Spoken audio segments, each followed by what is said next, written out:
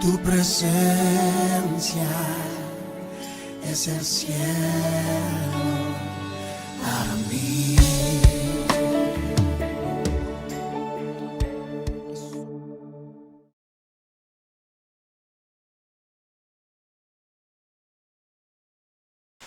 Cada vez que tengas tu tiempo de oración, qué bueno que puedas recordar el modelo que nuestro Señor Jesús nos dejó, que es el Padre Nuestro. Dice: Padre nuestro que estás en los cielos, santificado sea tu nombre.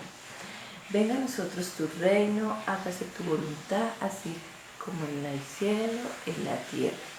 Danos hoy el pan nuestro cada día, perdona nuestras ofensas, así como nosotros también perdonamos a los que nos ofenden. Amén. Entonces, con ese modelo que Dios nos dio, tenemos 6 partes que nos pueden ser muy útiles para nuestra oración. La primera es la adoración. La adoración. Empiezo por expresar mi amor a Dios. Cuando dice Padre nuestro que estás en los cielos, es el dueño de la creación, es el dueño de los cielos, de la tierra, de todo. Entonces le expresamos nuestro amor, le decimos cuánto vale, qué significa Él para nosotros, lo maravilloso que es. ¿Listo? El segundo es propósito. Me comprometo a la voluntad de Dios. ¿Qué es comprometerse a la voluntad de Dios? Es decir, un sí por adelantado a Dios. Siempre tenerle un sí por adelantado. Tercero, provisión. Pídele a Dios que provea para tu necesidad. Pídele por tus sueños, por tu trabajo, por tus necesidades, por todo lo que... Háblale claro como tú necesites las cosas y Dios es el proveedor de todo. Entonces pídele a Dios por tu provisión, porque en el Padre Nuestro dice el pan nuestro de cada día, dándolo hoy. O sea, Él es el dueño de todo, nos da lo que necesitamos. El cuarto, perdón. Siempre hay que pedirle perdón a Dios. Perdóname por mis pecados. Perdona nuestras deudas. Mateo 6:12. Entonces, pidámosle perdón a Dios por todo. Uno no sabe cada día qué errores comete, o a veces se le olvida a uno que comete. Entonces, cada día, perdóname, Señor, si te he fallado. Cuando te levantes, cuando te acuestes, siempre. Y el quinto es por las personas. Así como nosotros perdonamos a nuestros deudores o a los que nos ofenden, ora por otras personas, por tu vecino, por tu amigo, por tu familiar, porque Dios es un Dios misericordioso. Entonces nosotros debemos orar también por los demás, porque Él nos enseñó eso. Y por último, el sexto, por protección. Por protección, porque Él es el dueño de la vida. Entonces podemos decirle antes de salir o siempre, me cubro con la sangre de Cristo, y la sangre de Cristo tiene poder. Entonces Él nos va a cuidar siempre. Espero que estos 6 pasos de la oración sean muy útiles para ustedes en su tiempo de orar con Dios.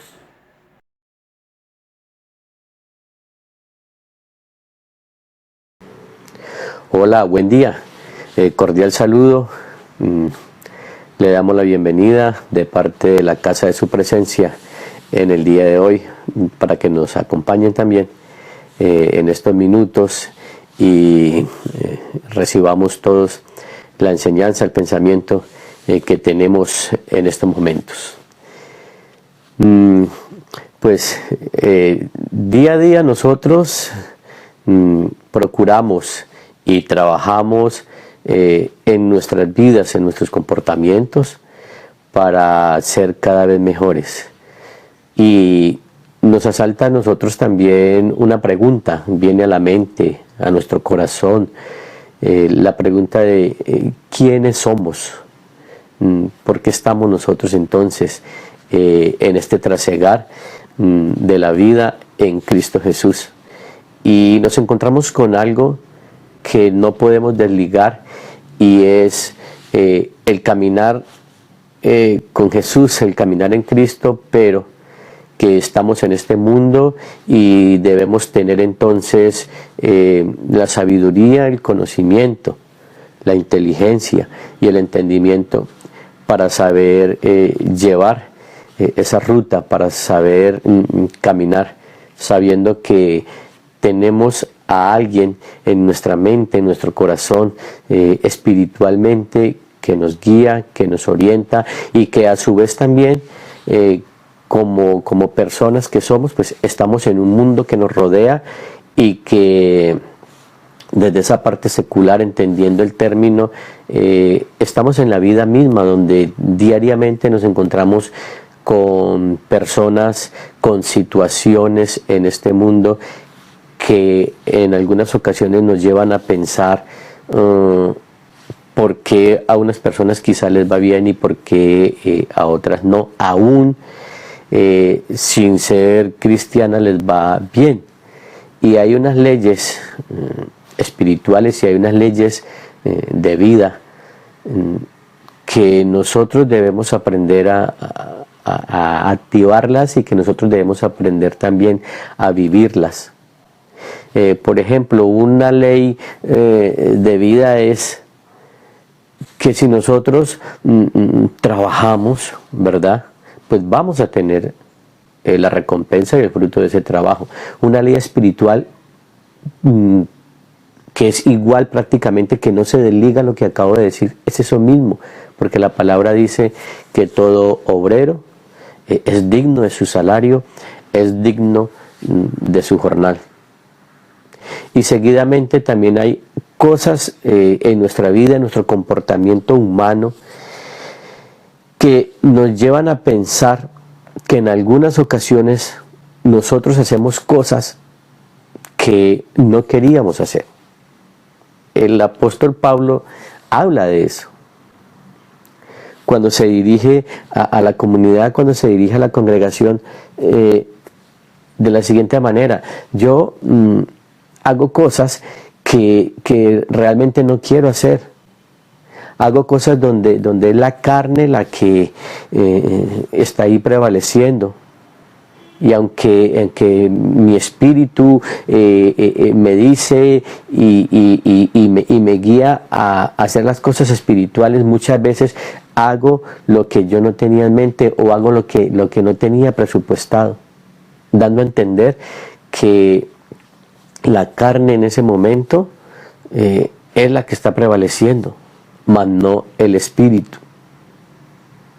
Dando a entender y enseñando que nosotros, en el trasegar de la vida en Cristo, en el trasegar del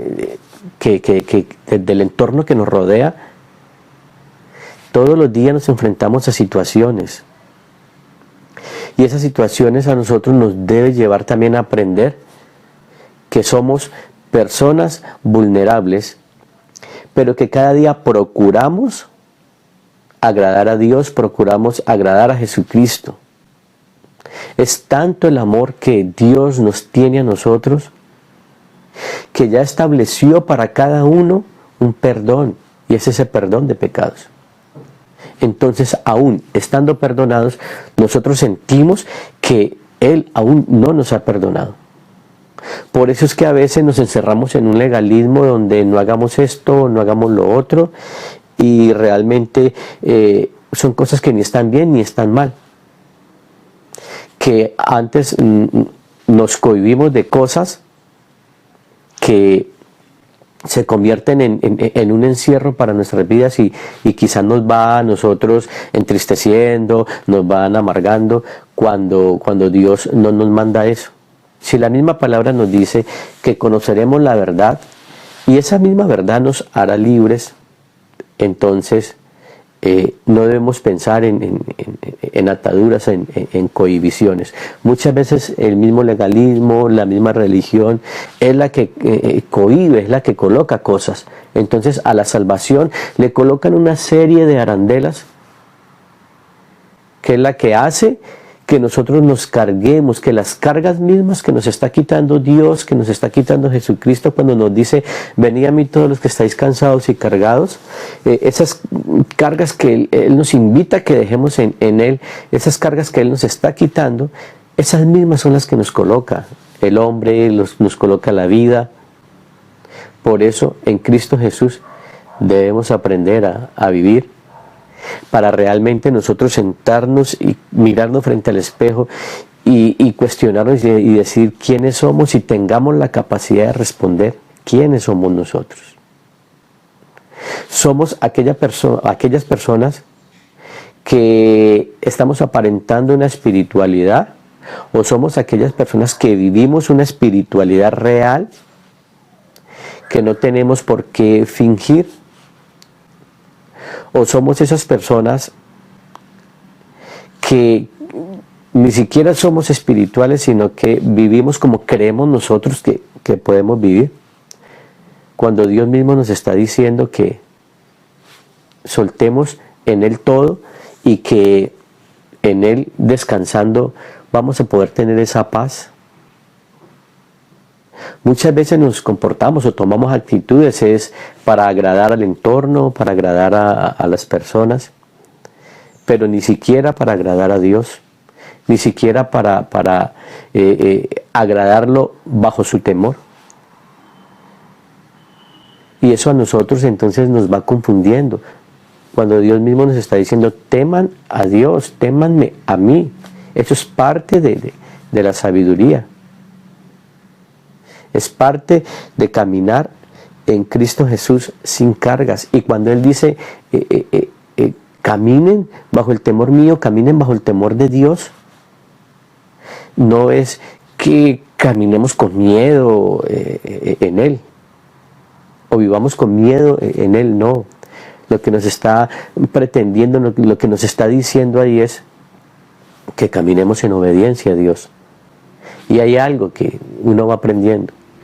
Cuando estamos caminando en obediencia a Dios, no tenemos por qué preocuparnos por las demás cosas, ni por el entorno, ni por el que dirán. ¿Qué es lo más hermoso del ser humano? Que cuando está haciendo las cosas bien, viene una paz que no tiene por qué ser dañada con agentes externos. De igual manera, en nuestras vidas, así es que debemos caminar, procurando buscar ese bienestar para cada uno de nosotros. Y eso es lo que Dios nos manda a nosotros que hagamos. Viviendo en comunión con Él y teniendo en cuenta que, siempre lo he dicho, somos seres humanos y como humanos somos vulnerables, cometemos errores. Si vamos desde el libro de Génesis, que es el primer libro de la Biblia, hasta el Apocalipsis, encontramos que el libro está lleno de seres humanos, o sea, está fundamentado por eso también, y que estos seres humanos cometieron errores y que aún así continuaban adelante y que aún así no se dejaban derrotar. Tenían pérdidas, pero no se dejaban derrotar. Y esa es una de las grandes fortalezas del enemigo. Que cuando nosotros cometemos errores, que cuando hacemos cosas que no son, entonces el enemigo ahí toma fuerza y nos quiere desanimar. ¿Y en qué momento, por ejemplo, nos quiere desanimar? Porque seguramente a todos nos ha pasado. Que así no estemos sirviendo a Dios, sino que procuremos llevar una vida en Cristo Jesús. Entonces cuando cometemos errores, cuando caemos, viene entonces en la mente, en la conciencia, la embarré, ya no tengo ese valor, ya no tengo esa cara para estar buscando de Dios. ¿Por qué? Porque como hemos fallado, entonces viene esa acusación de nosotros mismos. Cuando Dios nos está tendiendo la mano y nos está diciendo, levántate. La misma palabra lo dice. Si 7 veces cae el justo, pues 7 veces Dios lo levanta. Y si nos está diciendo eso es porque nos ama, es porque Jesucristo dio su vida por nosotros. De manera que las condiciones en las que día a día nosotros debemos vivir, muchas veces no son fáciles. Pero precisamente eso es lo que nos fortalece a nosotros. ¿Qué es lo que nos ayuda entonces a nosotros a tener carácter? Vivir situaciones, enfrentarlas y sacarlas adelante. Si también hacemos un recorrido a través de la palabra, a través de las escrituras, muchos de los servidores de Dios, muchos de aquellas personas, hombres y mujeres, entregados y entregadas a Dios, vivieron ese tipo de situaciones difíciles. Y a todos los respaldó Dios. Aún cuando el hombre pecaba, habían consecuencias, pero Dios los levantaba. Así es que llega el momento en que nosotros como seres humanos nos debemos detener y pensar y cuestionarnos a nosotros mismos y tener esa charla con Dios. Quizá más que una oración es una charla que debemos entonces intimar con Él y preguntarle y hablarle. Y entrar en esa comunicación que nos permita decir cómo estamos delante de Él, cómo estamos delante de nosotros mismos, cómo estamos delante de una sociedad, delante de un entorno. Si somos las personas que Dios quiere que seamos. Miren lo que yo les decía hace un momento. El apóstol Pablo habla que muchas veces él, queriendo hacer otras cosas, termina haciendo cosas diferentes y vivir situaciones diferentes. Cuando se refiere a que el espíritu quiere, pero la carne está ahí enfrentando. Entonces, a nosotros lo que nos lleva a salir adelante de esas situaciones son las prácticas. Todo en la vida es de práctica. El que conduce, pues mientras más conduce, mejor lo hace. El que enseña, mientras más enseña, pues mejor lo hace. Porque la misma práctica, el capacitarse, el fundamentarse, pues ayuda a que todo vaya teniendo un torrente de flujo mucho mejor. Entonces, si nosotros en Cristo Jesús tenemos más prácticas con Él, pues vamos a tener más capacidad, más fundamento y conocimiento para enfrentar las situaciones y para saber vivir la vida y momentos situacionales que se nos presentan. También lo he dicho, cuando nosotros llegamos a Dios, no es que vamos a vivir en un paraíso, en un jardín de flores y que todo es bello. No, porque Él mismo nos dice a nosotros que el reino de Dios lo arrebatan los valientes. Mientras nosotros estemos en este mundo, pues vamos a vivir situaciones que precisamente son de aquí, por seres humanos que somos. Pero Dios nos da la capacidad para que las enfrentemos, para que continuemos y salgamos adelante, ¿verdad? Así es que la enseñanza y las palabras pues de este día precisamente son para eso, para que nos empecemos a cuestionar y más que cuestionar, sacar ese momento y hablar con Dios y que nos guíe para un mejor comportamiento nuestro, para una mejor practicidad, vivir más prácticos en Cristo Jesús. Vamos entonces a orar.